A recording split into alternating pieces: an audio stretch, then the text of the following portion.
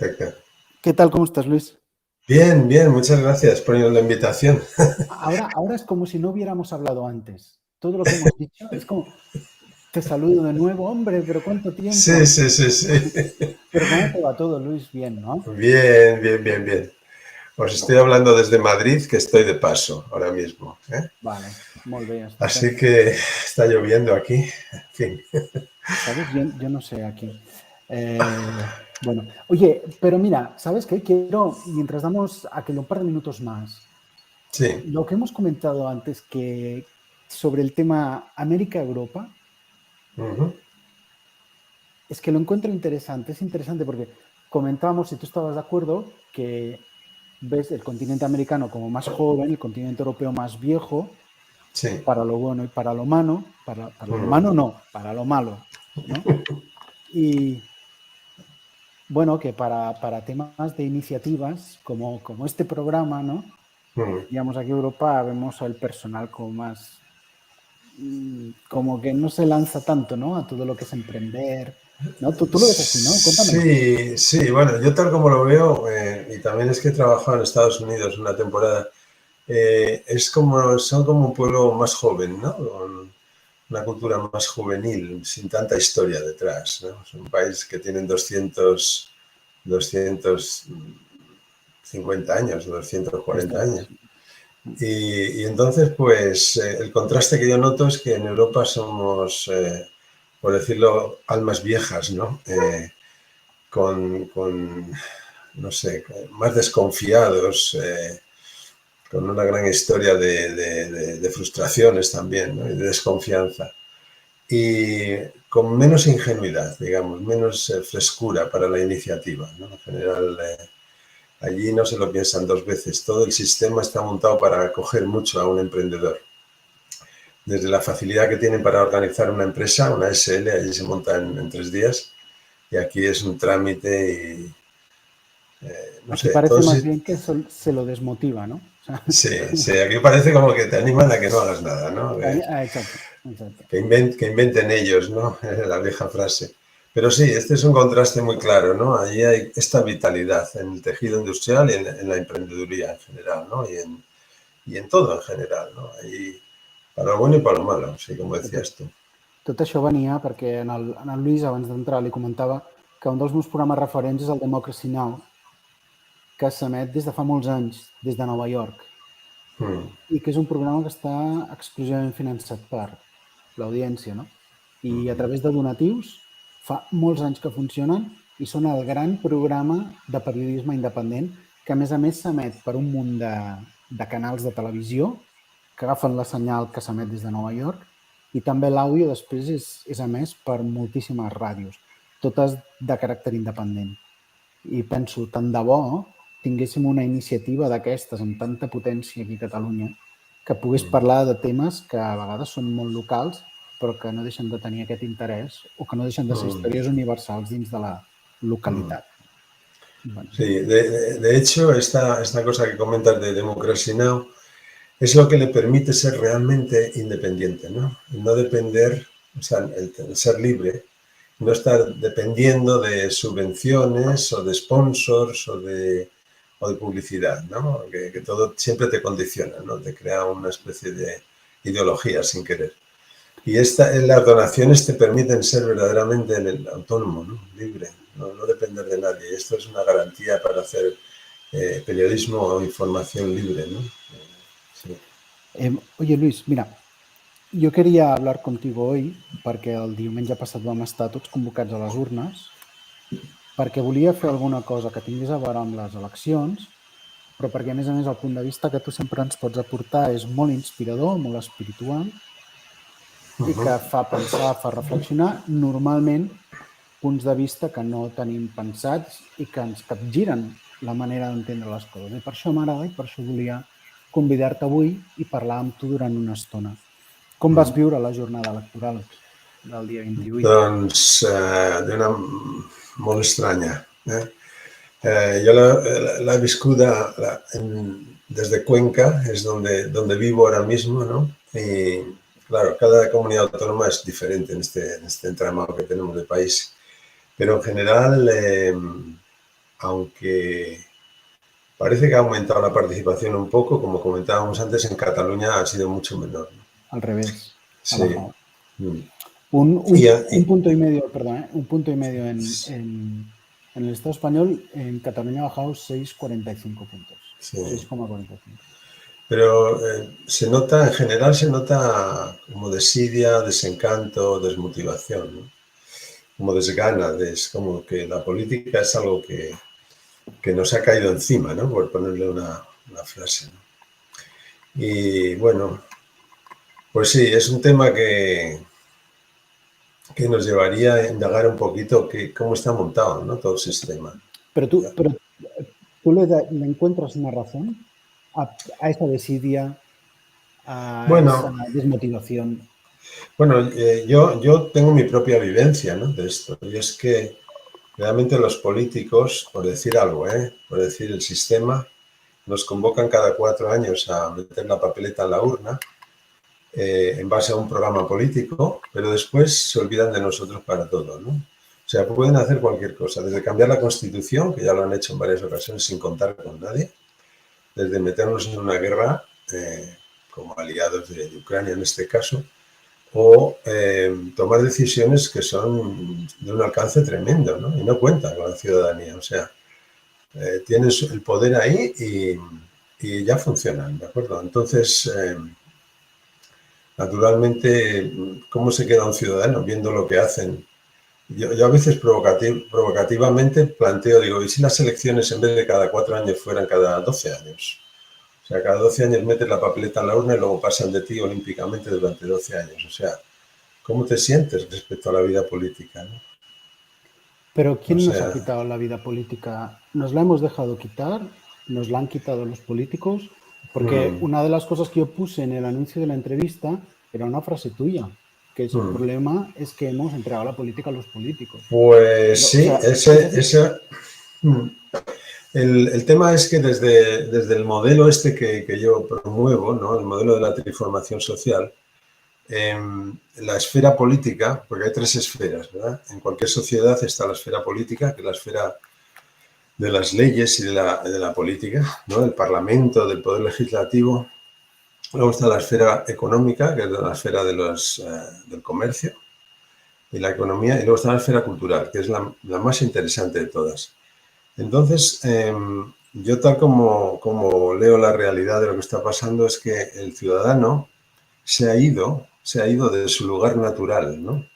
De su lugar natural de estar protagonizando las 3 esferas, la política, la cultural y la económica, y lo hemos dejado en manos de ellos. O sea, hablando de política, creo que hemos dejado la política en manos de los políticos, y eso es gravísimo. O sea, la política es cosa nuestra. Ellos están ahí, deberían estar ahí para gestionar las decisiones que toma la sociedad civil, ¿no?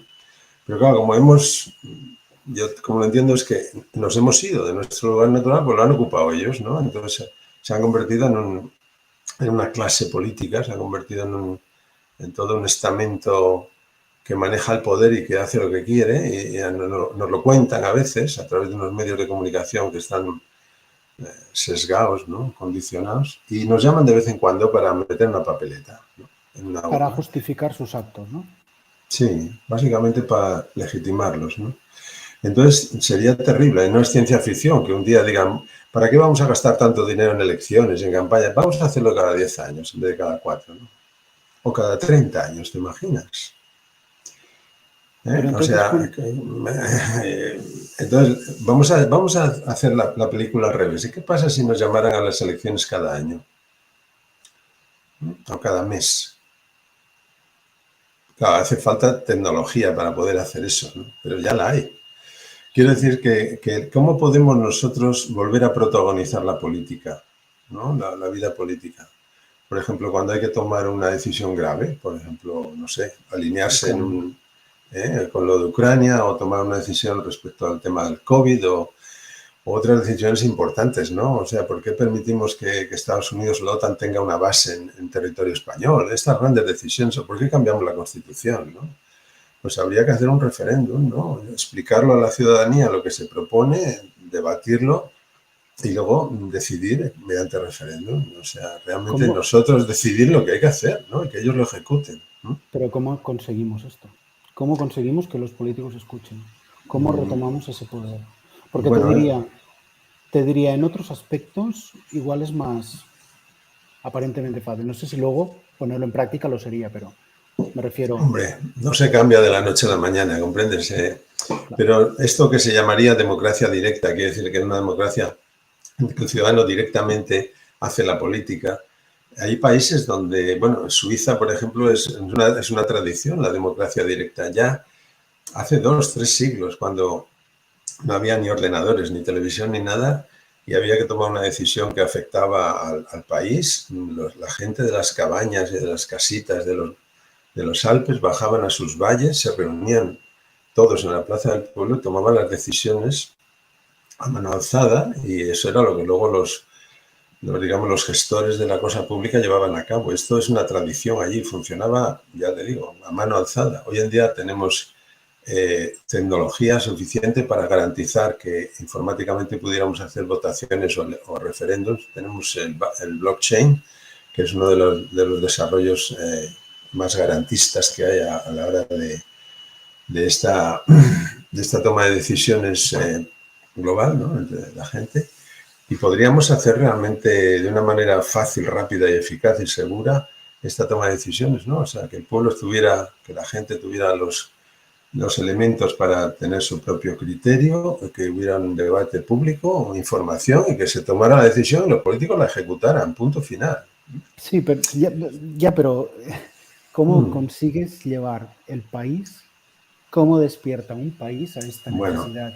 En el el, sentido de que, el ¿cómo? tema es, sí, claro, el tema es quién empieza, ¿no? ¿Quién empieza a mover este carro? ¿De acuerdo? Porque desde luego el sistema se va a oponer. El sistema dominante, o sea, la clase política no le gusta que los ciudadanos hagan la política, la quieren hacer ellos, ¿de acuerdo? Entonces yo creo que tenemos que pensar en global y actuar en local, ¿no? O sea, desde la sociedad civil, lo que entendemos por sociedad civil son los ciudadanos que se organizan en pequeños grupos a nivel manejable, a nivel local, a nivel de barrio, a nivel de ciudad, y empiezan a movilizarse para que sus opiniones se tomen en cuenta y se hagan consultas populares y se hagan pequeños referendos, y esto vaya escalando hasta que realmente vayamos poco a poco tomando ese lugar del cual nos fuimos. Porque hoy en día la dinámica que hay respecto al poder, así en general, es que hay que ir contra el poder, ¿no? Hay que destruir el poder, destruir el Estado, quitarle el poder a los poderosos, a los políticos y tal, ¿no? Pero realmente se podría hacer mucho mejor de otra forma, y no hay que ir contra, hay que ocupar nuestro sitio, y no hay sitio para todos. Si lo ocupa la sociedad civil, sobran todos los que están ahora manipulando, ¿no?, y manejando. Es Pero, decir, que no es es proactivo en vez de reactivo, ¿no? sí, pero todo eso es muy contradictorio con lo que comentábamos al principio, de que vemos a América como esa región del mundo más proactiva precisamente, con más No, leyes y con más pero allí tienen cambio. el mismo problema, ¿no? Este problema está igual en Estados Unidos, ¿no? Sí, pero en Estados Unidos tienen más iniciativas, ¿no? Personales. Aquí en Europa parecemos más dormidos. Sí, pero bueno, Bueno, te lo digo hay muchos niveles, ¿no? para que me lo discutas, ¿eh? En el nivel de la política estatal yo creo que nos parecemos muchísimo, ¿eh? O sea, hay generalmente dos partidos, están, hay una manipulación tremenda, los medios también, etcétera, ¿no? Lo que pasa es que hay mucha iniciativa privada, hay mucha iniciativa popular, y eso es lo que mantiene todavía cierta vitalidad, ¿no? Aquí eso ya no lo hay. Pero a nivel grande, el Estado, lo que es la política, es lo mismo, ¿eh? O sea, allí los grandes medios de comunicación están súper manipulados, y se salva porque hay todos estos canales independientes, ¿no? Periodismo libre, estas cadenas como Democracy Today. Pero hablando así en plano global, o sea, de que la sociedad civil vuelva a tomar su lugar en la política, pues habría que empezar poco a poco difundiendo este concepto, motivando a la gente, dando ejemplos cómo se puede hacer, y empezando en pequeños grupos localmente, e ir escalándolo hasta que realmente, digamos, poco a poco, ya no sé en cuántas generaciones, se volverá a conquistar el lugar, ¿no? El lugar ¿Lo ves o sea, realista? Yo lo veo realista, lo que lo veo también es que se tardaría mucho tiempo. Luego hay otra cosa que me parece importantísimo y es que esto sería como una reacción de adultos, pero realmente habría que en el tema de la formación de niños y adolescentes es donde deberíamos empezar también a introducir estos nuevos valores, ¿no? Los nuevos valores, o sea, no es que los adultos se peleen entre ellos, sino que la nueva generación próxima se ha formado cuando eran niños y ahí habría que empezar a enseñarles lo que es el diálogo, a enseñarles lo que es la creatividad, la libertad, ¿no? Lo que es el pensar por uno mismo, o sea, educar a toda la infancia para que sean ciudadanos más libres y autónomos cuando sean mayores, ¿no? Entonces, quiero decir que el tema de la educación para mí es la piedra angular, ¿eh? A largo plazo es donde se producen los grandes cambios, ¿no? En preparar generaciones nuevas que traigan otros impulsos, ¿no? Y mientras, pues, trabajar con lo que tenemos ahora mismo, ¿eh? Con esta realidad. ¿No? Aparte del tema educativo, también da la sensación que si llegamos a tocar fondo, eso también puede ser importante y puede ser muy revolucionario. ¿Tú crees que estamos tocando fondo o que se ve el fondo del abismo cerca o no? Sí, mira, el tema de la educación para mí es algo similar, ¿no? Hemos dejado la educación de los niños en manos de los maestros, ¿no? Total. Sí. Y entonces eso, mira, eso es terrorífico porque los maestros, claro, son empleados del Estado y el Estado decide qué tienen que aprender los pequeños ciudadanos, los niñitos, los ciudadanitos en la escuela, lo que tienen que aprender. O sea, la fábrica de ciudadanos adultos es la escuela. Y la escuela pública es una correa de transmisión de la ideología gobernante en el momento, la No, que sea, la ¿no? pública y la privada, ¿no? Bueno, ya, pero la privada la eliges tú. Lo que pasa es que no te sale gratis, la tienes que pagar. Porque claro, si tú eres budista, pues quieres a lo mejor una escuela budista para tus hijos, pero te la tienes que pagar, ¿no? Si no, si tú quieres que sea educación gratuita, que para eso pagas impuestos, tienes que ir a la educación pública. La educación pública es la que es, ¿no? Déjame que te haga un ¿Entiendes? paréntesis, Mm. porque te entiendo, porque te conozco, porque hemos hablado varias veces. Y creo que ahí, claro, porque podría parecer que a favor de la iniciativa privada en la educación estamos dando, muchas veces identificamos la educación privada como esas instituciones a veces religiosas que puedan segregar, No, y en cambio, bueno, Luis viene de la transformación social, está la antropología sí, detrás, está la pedagogía Waldorf detrás, están las sí, pedagogías libres, está esta forma de educar al ser humano para que crezca en libertad. claro, claro. Entonces, Luis va por ahí. La educación privada, por así decirlo, debería ser gratuita, igual que la educación pública. Y la educación privada, pues hay todas las opciones. Puede ser una educación del Opus Dei, puede ser una educación eh, Waldorf, o puede ser, no sé, Summerhill, o puede ser Montessori, o puede ser una educación jesuítica. Bueno, una familia debería tener la libertad de elegir para sus hijos un tipo de pedagogía y que fuera igual de gratuita que la educación del Estado, ¿de acuerdo? El problema es que el Estado no ayuda a las iniciativas privadas de educación, ¿de acuerdo? Entonces ahí tenemos un problema, porque entonces la pedagogía privada es elitista, porque solo es para el que se la puede pagar, naturalmente. Es como si tú montas un instituto, una escuela, y no tienes ayuda de nadie, pues tienes que cobrar, ¿de acuerdo? Sí, Entonces, claro. claro, ahí está el problema. Entonces, el problema de la pedagogía, como digo, es doble. Por un lado, que hemos dejado la educación en manos de los maestros eh, y la educación debería ser una responsabilidad de los padres con ayuda del maestro, ¿no? O sea, igual que hemos dejado nuestra salud en manos de los médicos. Te iba a decir eso. Sí. La salud es cosa de cada uno con ayuda del médico, ¿de acuerdo? Y la política es cosa de cada uno con ayuda de los gestores públicos que estarían ahí gestionando. Entonces, por un lado, eso es volver a ocupar el sitio del que nos hemos marchado, ¿no? La primera transformación sería volver a ocupar nuestro lugar natural. Y entonces decir, bueno, pues mira, yo quiero curarme con este tipo de medicina, ¿eh? O yo quiero elegir este tipo de terapia y tengo que tener derecho a elegir cómo Sí. querer curarme, Lo que pasa ¿no? que Y que no esté prohibido, ¿no? Como está ahora. Ahora solo está sí, permitido la visión oficial de lo que es la enfermedad y la salud. sí, solo que vienen y te dicen la homeopatía no funciona. Bueno, eso lo dirán unos, pero tú tienes libertad. Es decir, yo quiero tomarme unas bolitas de homeopatía y quiero adorar o recitar mantras. A ver, ¿por qué me tienen que prohibir a mí mi libertad, de pensamiento y de todo, de culto y de sanidad y de educación de mis hijos y lo que tengo que comer. O sea, es que están tocando la libertad esencial, ¿no? Entonces, claro, o te lo prohíben, te dicen, no, está prohibida la homeopatía, está prohibido esto, está prohibido lo otro, está prohibido lo más allá, o te lo ponen caro. O sea, tú dices, si lo quieres, págalo, ¿no? Entonces, ahí hay uno de los problemas. El otro tema sería, ¿cómo podíamos hacer que la educación privada fuera gratuita, igual que la educación pública, ¿no? O sea, que la cultura en general fuera toda gratuita, no solo la educación, sino el arte. Porque el arte no es gratuito porque los artistas para vivir tienen que comerciar con ello, ¿no? Eso es una desgracia también. Entonces, desde el enfoque de la transformación social, la posible solución vendría de nuevo por la donación. O sea, el dinero de donación podría hacer que toda la esfera cultural, donde está no solo la educación, la medicina está en la esfera cultural, la agricultura está en la esfera cultural, ¿no? El arte está en la esfera cultural. Todo eso, si recibiera donaciones, pero no del Estado, porque eso se llaman subvenciones y son condicionadas. Si recibiera donaciones de la sociedad, de la gente o de las empresas, pues toda la esfera cultural podría realmente devolver a la sociedad valores culturales gratuitamente. Fíjate que en inglés la palabra gratis es igual que la palabra libre. Libre. Free. O sea, cuando dices free en inglés, es curioso, en esa lengua, como decir free, dices, es libre y es gratis. O sea, y eso es, para la cultura es fundamental, ¿no? Que sea libre, sin condicionantes de ningún tipo, y que sea gratuita para toda la gente, ¿no?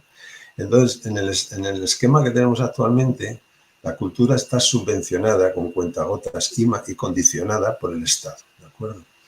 Por las grandes cadenas de producción de audiovisuales o de contenidos, ¿no? Pero para que la esfera cultural fuera libre y gratuita, deberíamos nutrirla con el dinero de donación, que es lo que estabas comentando al principio que estaba pasando con Democracy Today en Estados Unidos, ¿no?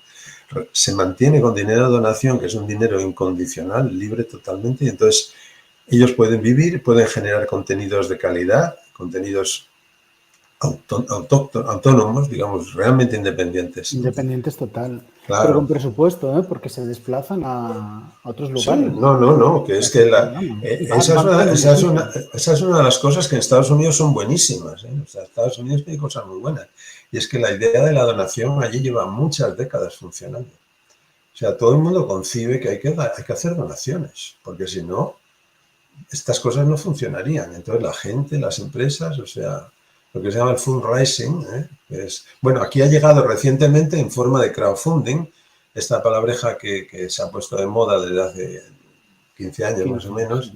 Sí. El crowdfunding es eso, crowd quiere decir la multitud, la sociedad civil, la gente, y funding pues nos quiere decir que ayudamos a las iniciativas del mundo de la cultura, ¿no?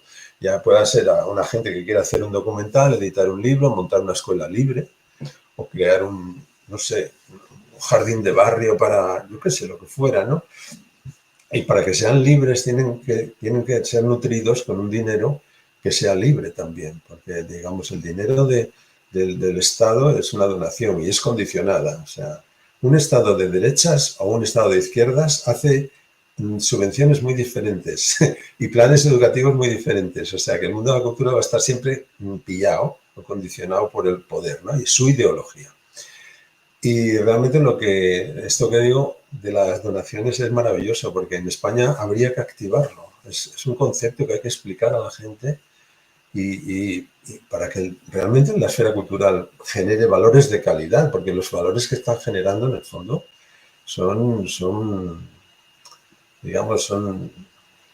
están programados, ¿no? O sea, hay que generar un tipo de entretenimiento, un tipo de cultura. Y lo que es, por ejemplo, lamentable es que exista un mercado del arte. A mí esas dos palabras juntas me dan pavor, ¿no? ¿Cómo puede haber un mercado del arte?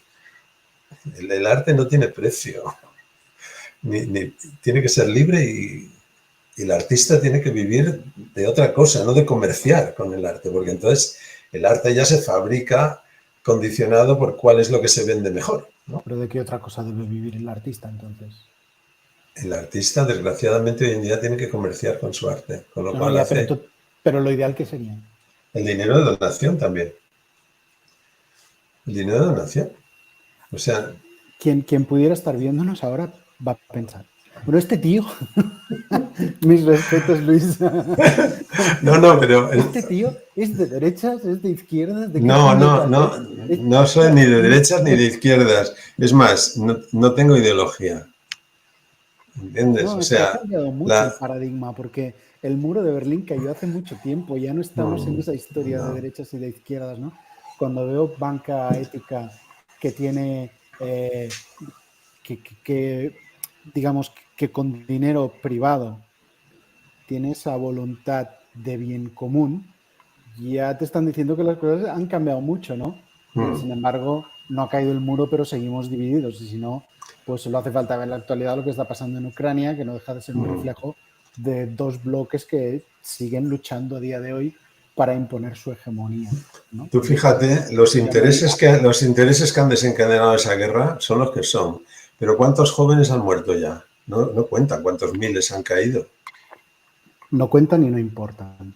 No, mueren, allí mueren, pues nada, se manda más carne joven a morir.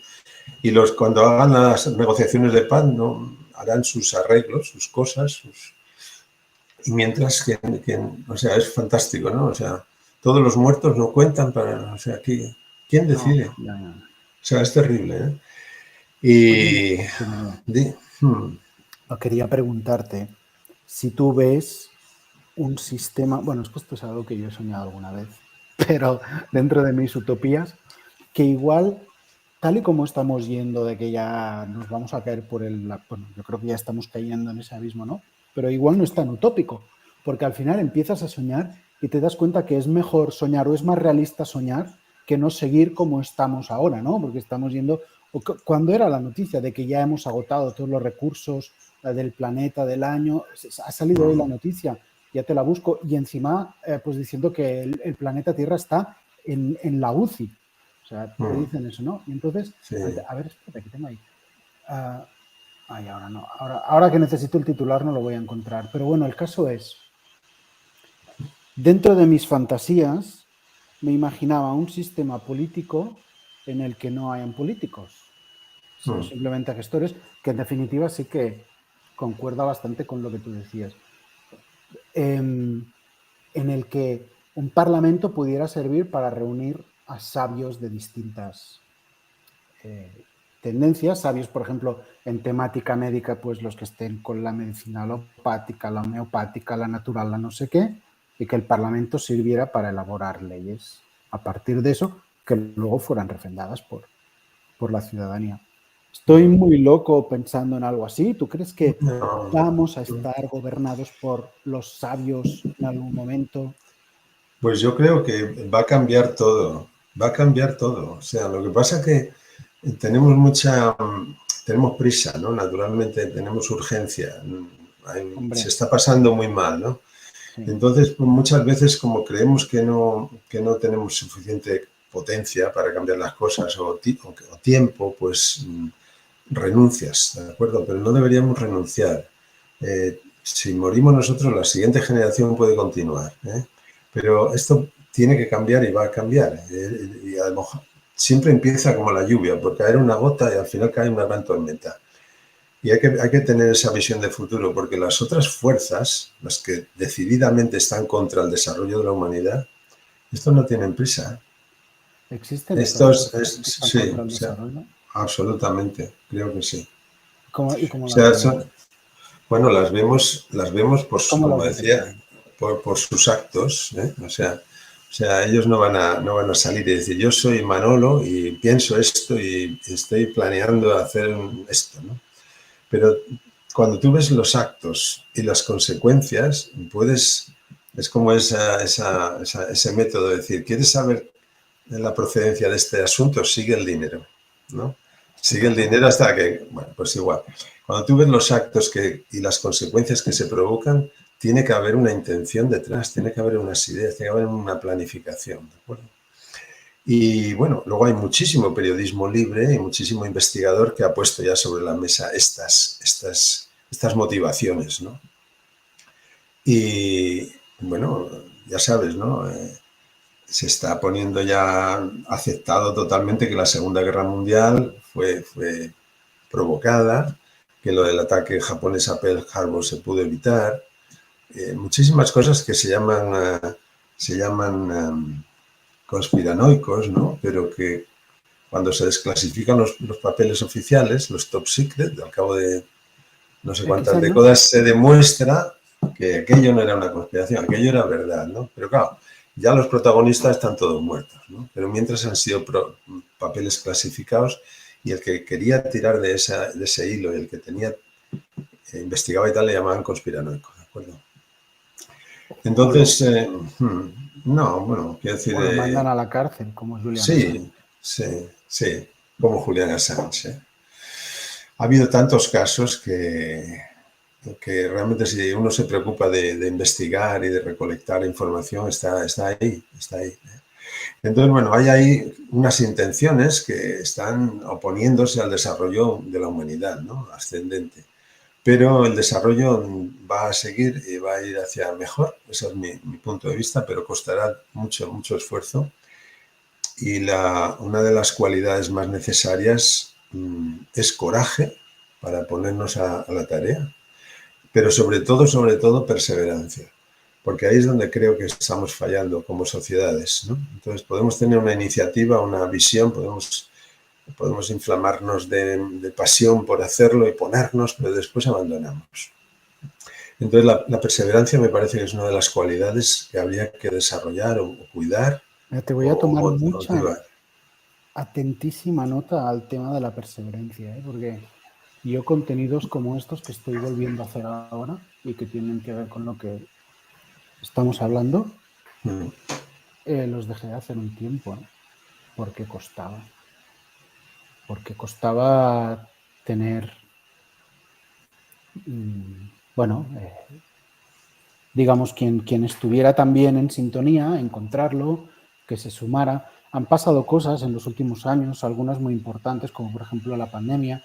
Yo creo que ha habido una parte de la ciudadanía que se ha ido dando cuenta, ya no digo de si lo de las vacunas fueron o no fueron una gran mentira, y tengo mi punto de vista, lo comenté aquí en un programa, pero sí que nos hemos ido dando cuenta de que igual tampoco eran tan la panacea como se nos vendieron en su momento, a partir de resultados que son hechos probados.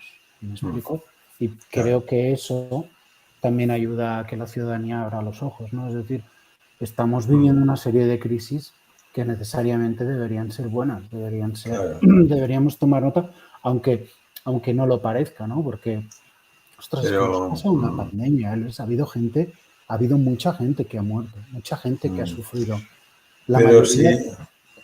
Perdona, Si hicieran... dime tú, por favor, Luis. Dime. No, que decía que con la pandemia y con otras de las grandes catástrofes siempre deberíamos buscar el lado positivo, ¿no?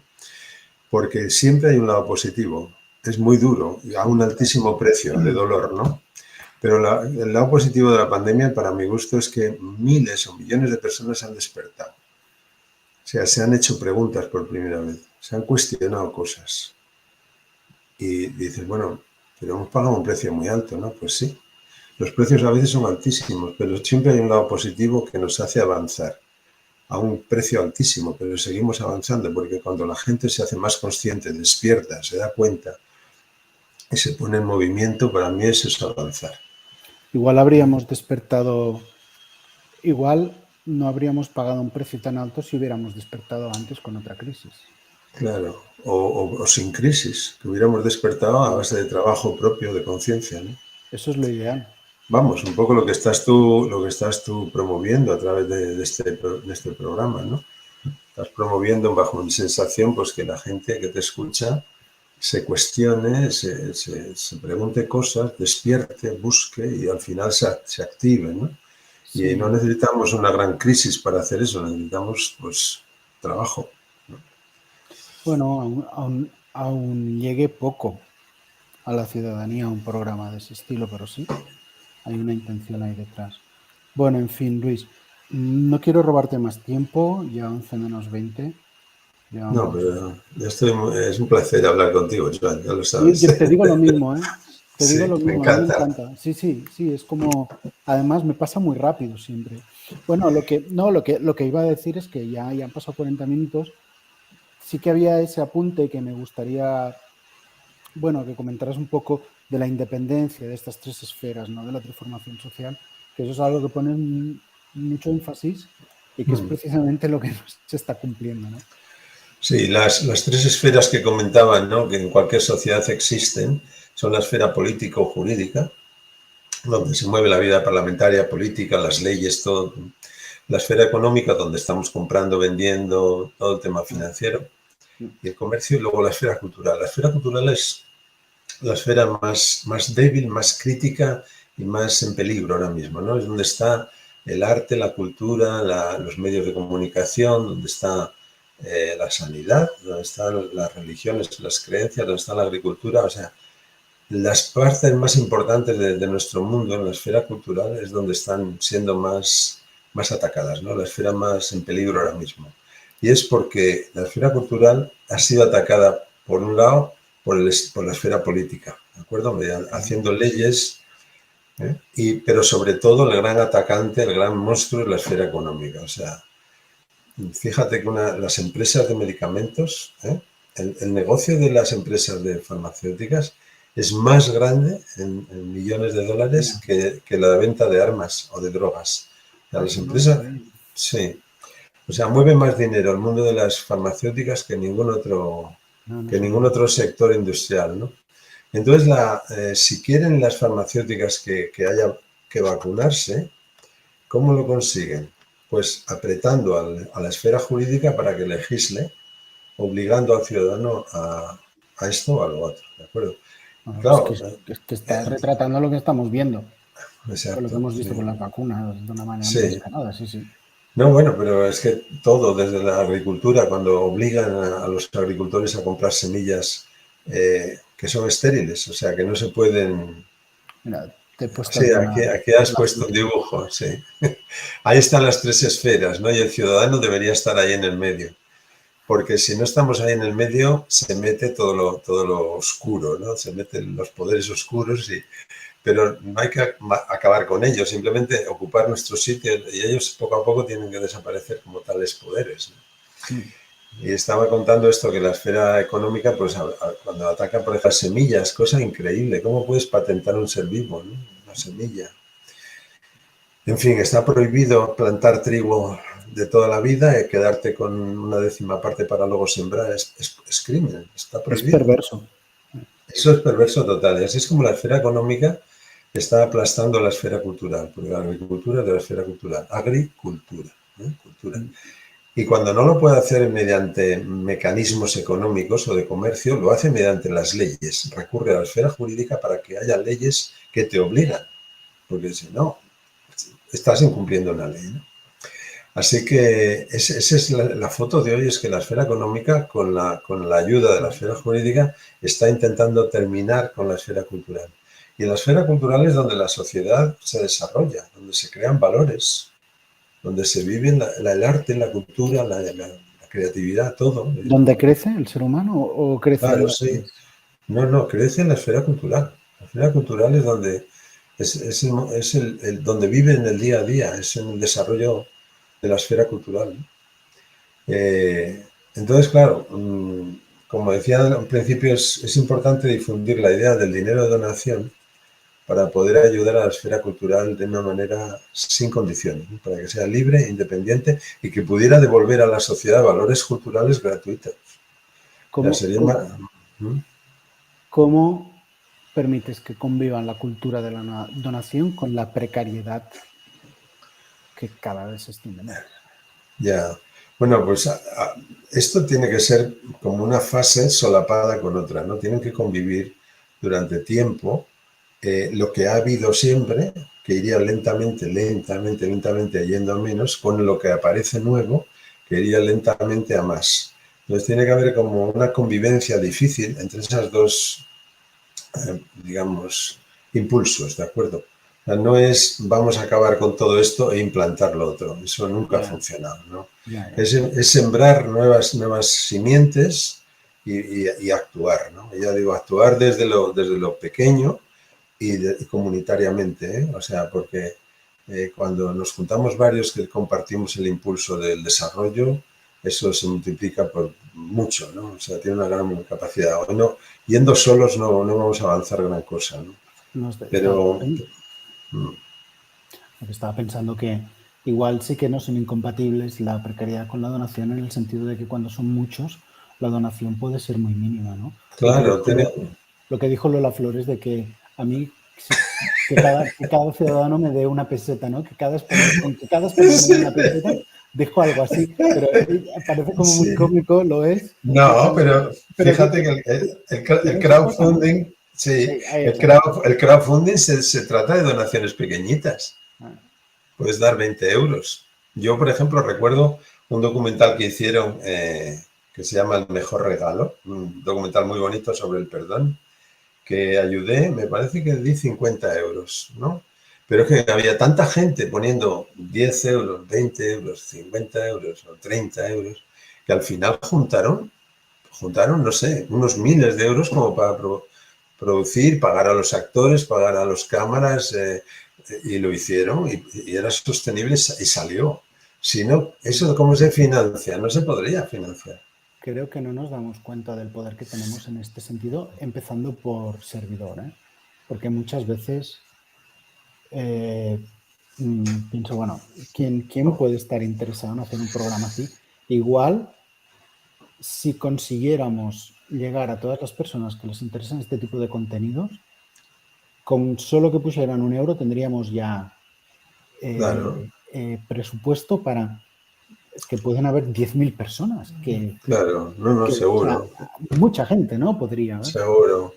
Mira, te voy a contar un caso americano que para mí es muy entrañable, ¿no? Te lo cuento rápido para no enrollarme mucho.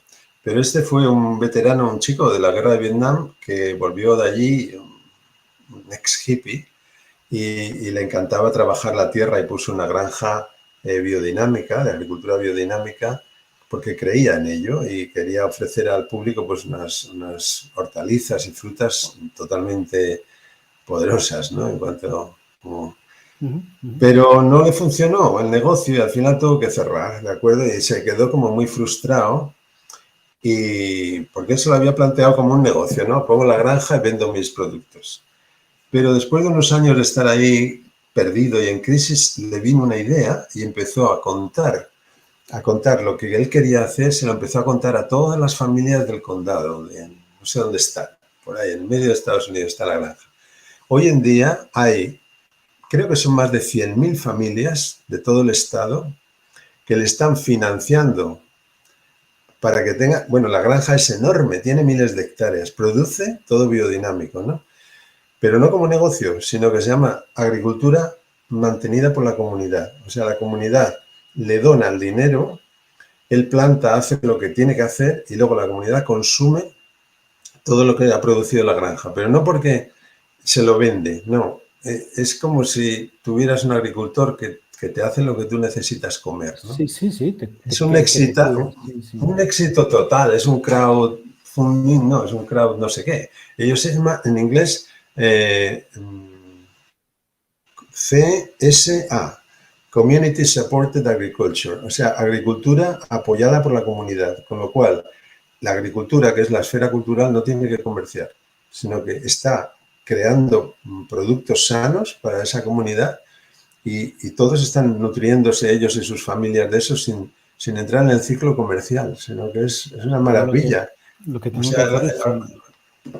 El agricultor vive muy bien y no tiene que invertir ni comprar nada, la comunidad lo compra antes de la campaña, él siembra y todo lo que se produce se come, se consume. Me consta que hay iniciativas así también en Europa, en Francia y bastantes. Sí, no, pero quiero decir que empezó en América esto, ¿eh? Ya. Pues mira, esto me lo contó a mí el Saliclub. Sí. Que está pasando aquí en Europa también, pero no tan a lo bestia como me has contado tú. No, aquí pasó después, porque esto de América fue muy famoso, fue como un tsunami, tuvo mucha influencia en muchos países y gracias a Dios se está copiando también, ¿no? Y funciona.